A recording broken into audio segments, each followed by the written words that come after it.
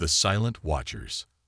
Admiral Elena Rodriguez stood at the window of her underground office, 40 stories beneath the surface of Mars, watching holographic displays of Earth's carefully maintained facade scroll past. The year was 2157, and humanity had been playing the longest game of pretend in their species' history. "Admiral, we've detected another observation probe entering the system," Lieutenant Commander James Chen reported, his voice calm despite the significance of the news. "That makes the 7th distinct alien civilization watching us now." Elena smiled, though there was steel in her eyes. "And they still think they're being subtle. Have they noticed any of our quantum arrays?" "No, ma'am.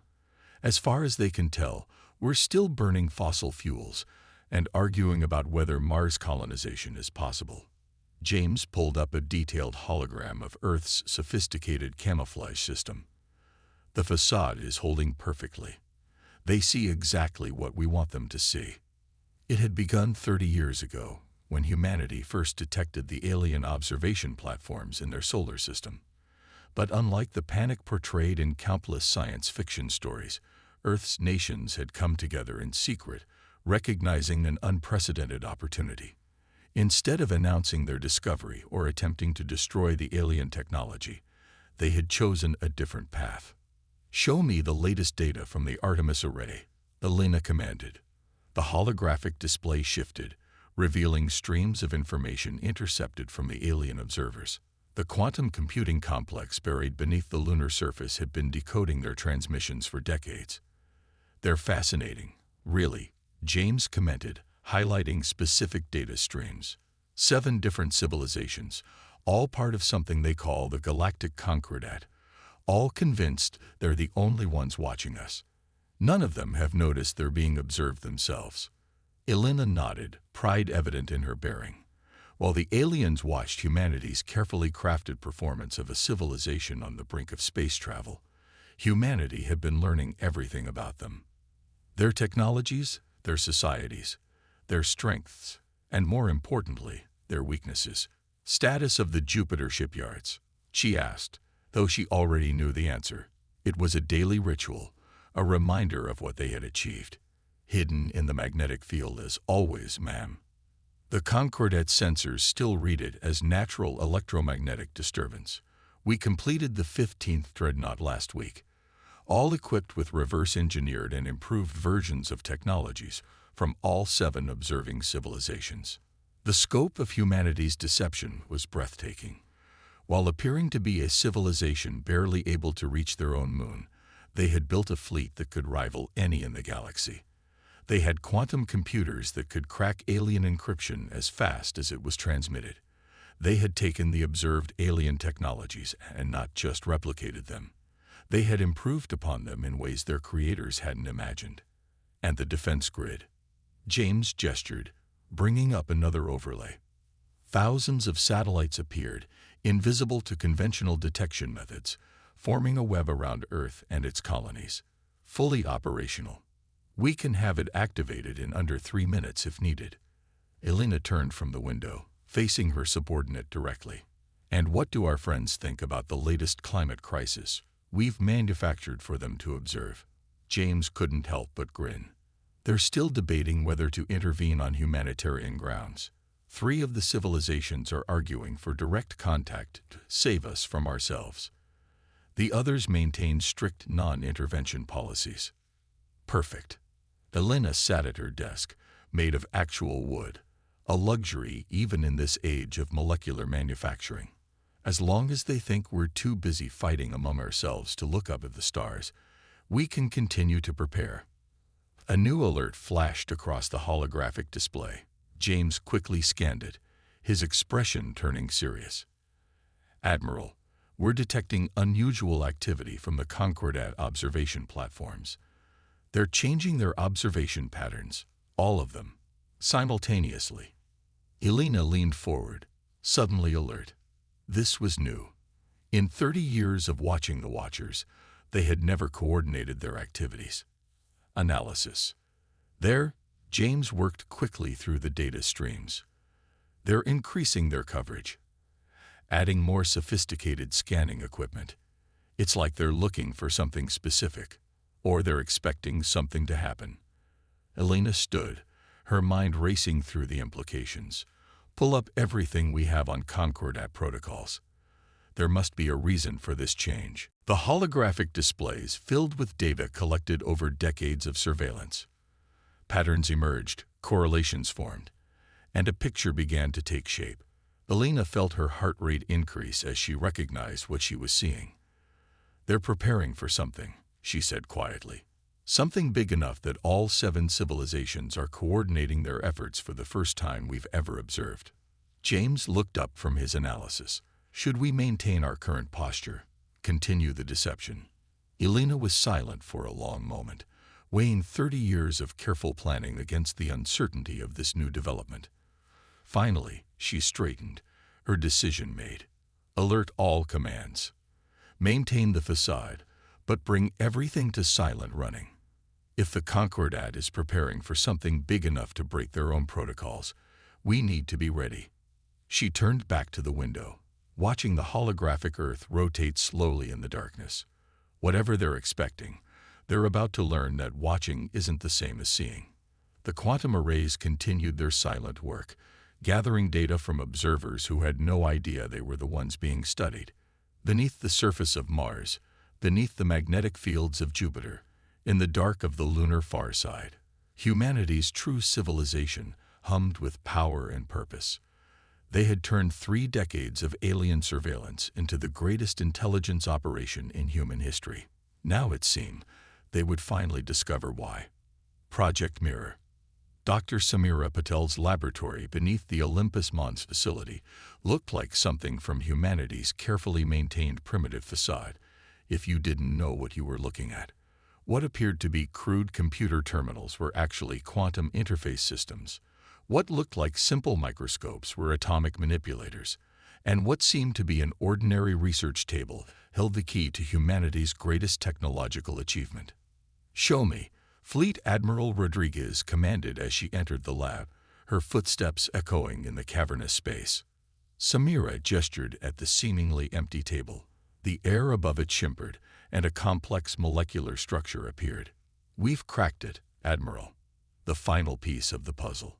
The Admiral leaned closer, studying the rotating display. "Explain it to me in simple terms, Doctor." "We've learned more from watching our watchers than they could imagine," Samira began, manipulating the display with practiced gestures. "Each of the 7 Concordat species has a piece of the puzzle. The Velkarans mastered quantum mechanics but never fully grasped biological computing. The Zinta perfected biotech but struggled with energy manipulation. And so on. But we've seen all of it," Rodriguez finished. "Every technology, every advancement, every limitation." "Exactly." Samira's eyes gleamed with excitement. "Project Mirror isn't just about copying their technology. It's about seeing the connections they missed. We've taken their disparate advances and woven them together into something entirely new." The display shifted, showing a complex network of interconnected systems. "This is what we call the synthesis matrix. It combines Velkaran quantum theory with Zinta biotech, enhanced by Praxi energy manipulation, and stabilized using modified versions of 3 other Concordat technologies. The result is something none of them thought possible," Rodriguez breathed, beginning to understand. "More than that," Samira said, her voice quiet but intense. "We've created a technological framework that can adapt and evolve in real time. Our ships don't just have better versions of their technology. They have technology that can learn, grow, and change during combat." The Admiral straightened, her military mind immediately grasping the implications. "That's why you called me here today. It's ready?" "Yes." Samira touched a control, and the air above the table filled with technical readouts. "We've successfully integrated the synthesis matrix into the Jupiter fleet. Every ship now has the capability to analyze enemy technology in real time and adapt our own systems in response." "Just in time," Rodriguez muttered, sharing the intelligence she'd received. "The Concordat's observation platforms are on high alert. Something's coming. Samira's expression turned serious. The timing isn't a coincidence, Admiral.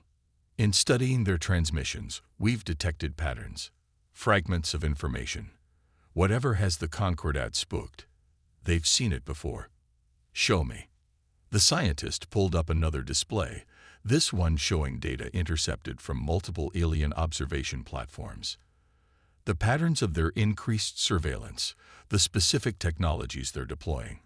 They match historical records we've decoded from their transmissions. The last time they did this was over 10,000 years ago. And what happened then? We don't know exactly. The records are fragmentary, deliberately so. But whatever it was, Samira paused, choosing her words carefully. It was bad enough that 7 advanced civilizations agreed to work together and spend millennia watching for signs of its return. Rodriguez absorbed this in silence, her mind racing through scenarios and contingencies. How many ships can we outfit with the synthesis matrix? The entire Jupiter fleet is already upgraded. We can have the Mars defense platforms converted within a week. The lunar installations will take longer. Their systems are more complex. The Admiral nodded, coming to a decision. Do it, but maintain our facade.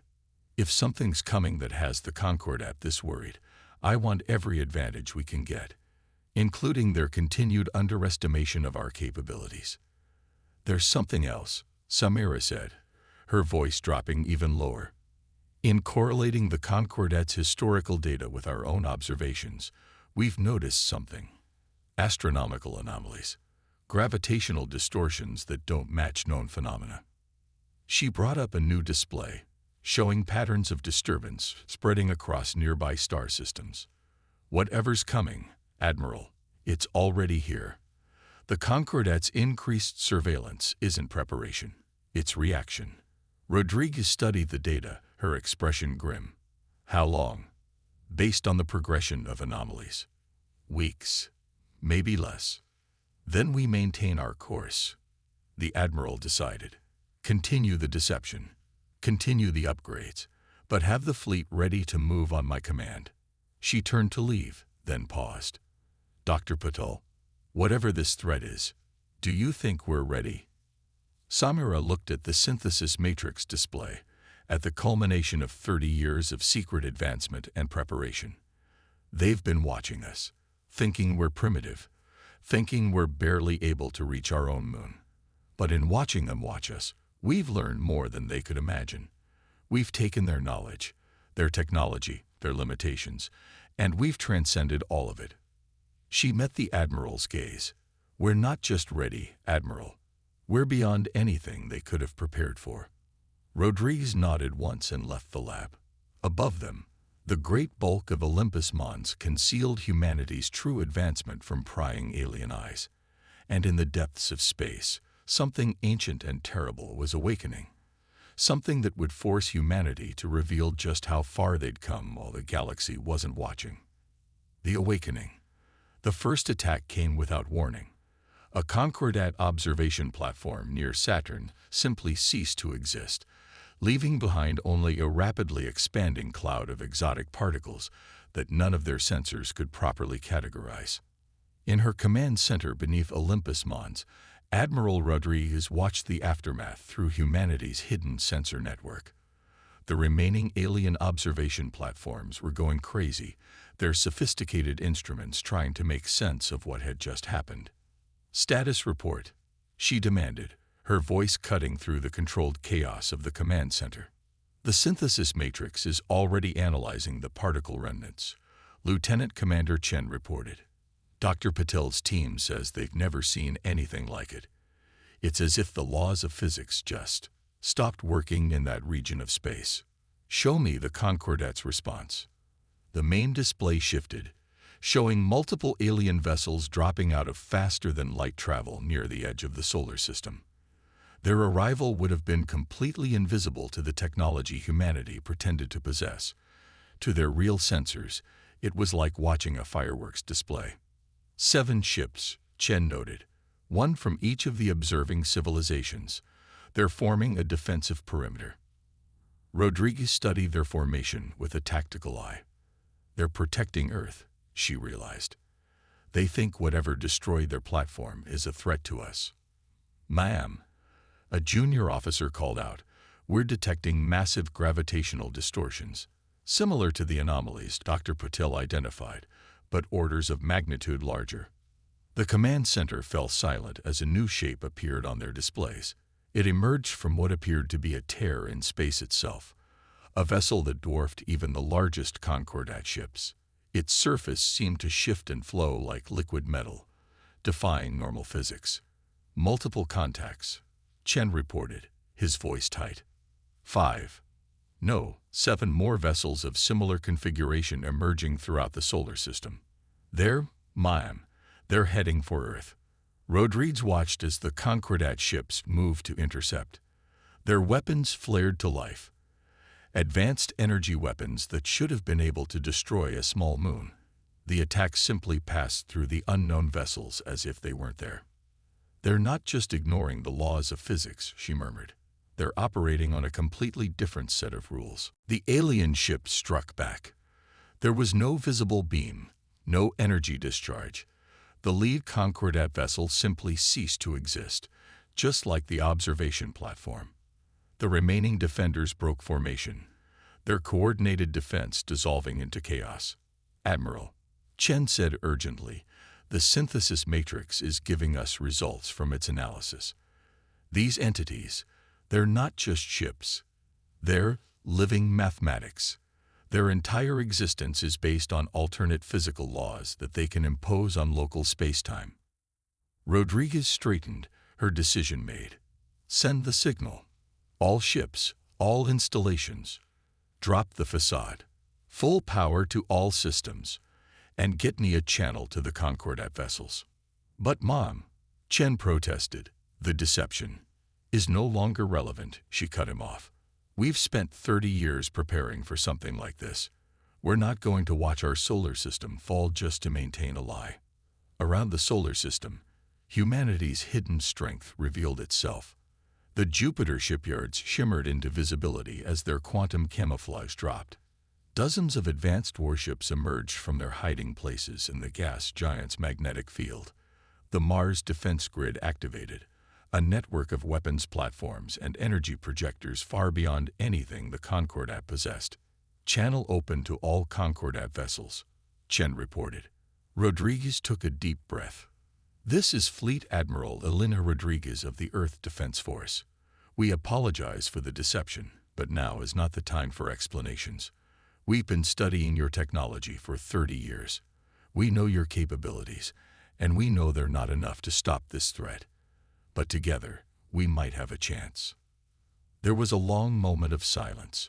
On the displays, they could see the unknown vessels continuing their inexorable advance toward Earth, ignoring the remaining Concordat ships completely. Finally, a response came. The universal translator rendered it in clear English. You've been watching us. While we watched you. Yes, Rodriguez replied simply. And we've learned a great deal. Our ships are equipped with technology that can adapt and evolve in real time. We call it the synthesis matrix. It's already analyzing these entities, learning their patterns, understanding their impossible physics. Another pause.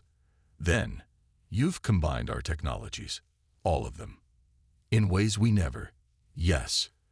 And right now, that might be the only thing that can save all of us. Rodriguez watched as the unknown vessels drew closer. We're transmitting tactical data now. Form up with our fleet. Let us show you what humanity can really do. The massive form of the EDF Artemis, humanity's first true dreadnought, rose from its hiding place on the far side of the moon. Its hull gleamed with technologies borrowed from a dozen alien sources and improved beyond recognition. In its wake came the rest of the Jupiter fleet, each ship a testament to human ingenuity and 30 years of careful preparation. As the fleet moved to engage the impossible enemy, Rodriguez allowed herself a grim smile. They had spent 3 decades watching their watchers, learning their strengths and weaknesses, combining their knowledge in ways they had never imagined possible. Now it was time to show the galaxy exactly what humanity had accomplished while everyone thought they were barely able to reach their own moon. Tables turned. The battle for Earth's solar system unfolded unlike anything in recorded history.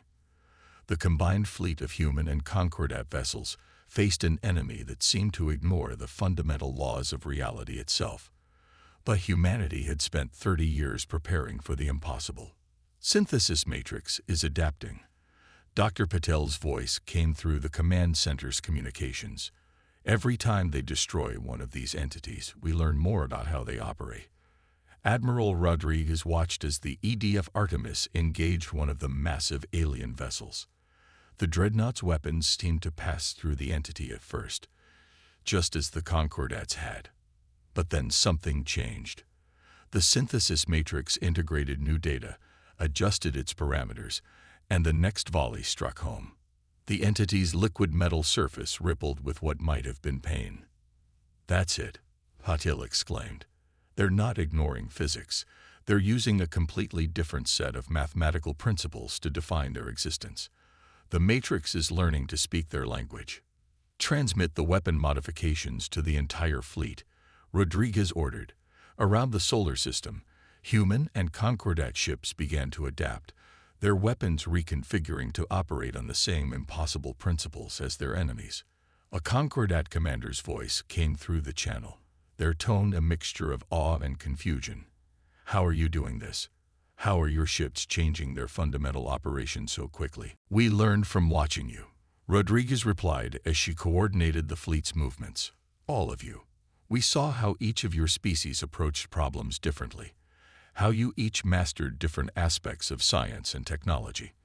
But you never truly collaborated, never combined your knowledge in new ways." The battle continued to unfold across the solar system. The entities were powerful, but they had clearly never encountered an enemy that could adapt to their nature so quickly. The synthesis matrix continued to learn, to evolve, to find new ways to combat their impossible physics. "Multiple entities destroyed," Chen reported. "The matrix is getting more efficient with each engagement." But he hesitated. "What is it?" "The remaining entities are changing too. They're learning from us just as we're learning from them. It's becoming an evolutionary arms race." Rodriguez gritted her teeth. That's why they were sealed away, she realized. The concordat didn't just imprison them. They quarantined them because they couldn't find a way to permanently defeat them. "Admiral." Chen's voice was urgent. "Massive gravitational distortion forming near Earth's orbit. It's larger than anything we've seen yet." The command center's displays showed a tear in space-time that dwarfed all previous ones. From it emerged something that defied description, a construct of impossible geometry and shifting reality that made the other entities look like toys in comparison. "Their leader," Rodriguez breathed, "or creator, or both." The massive entity reached out with tendrils of warped space-time, grabbing two concordat ships and simply erasing them from existence. The remaining alien vessels began to retreat, their commanders radiating panic through the communication channels. But humanity's ships held their position.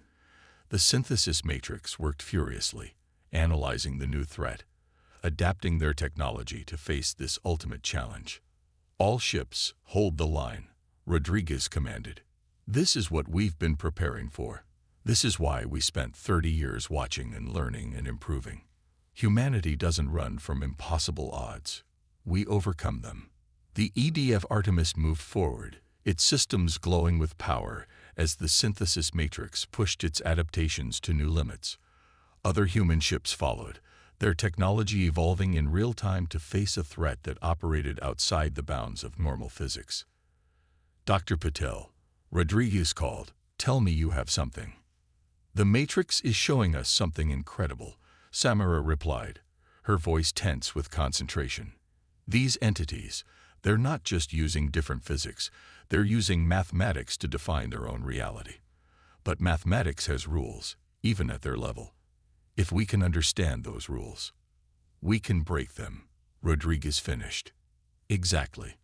The Matrix is identifying patterns in their mathematical structure. Weaknesses, points where their alternate physics intersect with normal spacetime. If we can attack those points simultaneously. Rodriguez didn't hesitate. All ships, form up on the Artemis. Prepare to receive targeting data. We're going to show these entities that humanity has some impossible tricks of our own. The human fleet moved with perfect coordination, their ship's systems synchronized through the synthesis matrix. The remaining Concordat vessels watched in amazement as humanity prepared to challenge an enemy that had terrified their civilizations for millennia.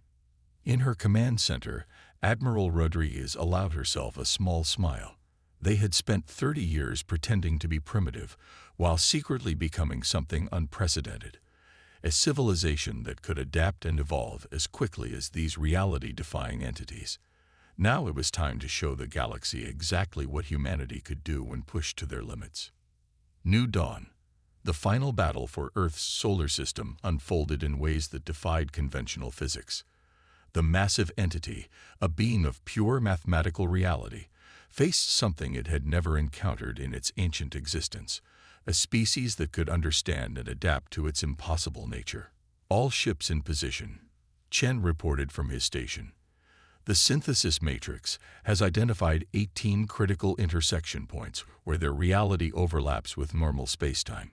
Admiral Rodriguez studied the tactical display, watching as the human fleet moved into an intricate formation around the entity. The remaining Concordat ships had retreated to a safe distance, their commanders watching in stunned silence as humanity prepared to challenge a nightmare their civilizations had feared for millennia. Dr. Patel. Rodriguez called. Are you certain about this? As certain as one can be when dealing with beings that rewrite local reality, Samira replied from her laboratory. The Matrix has analyzed their mathematical structure. They're not invincible. They're bound by their own rules. Complex, impossible rules, but rules nonetheless. The massive entity seemed to sense their intent.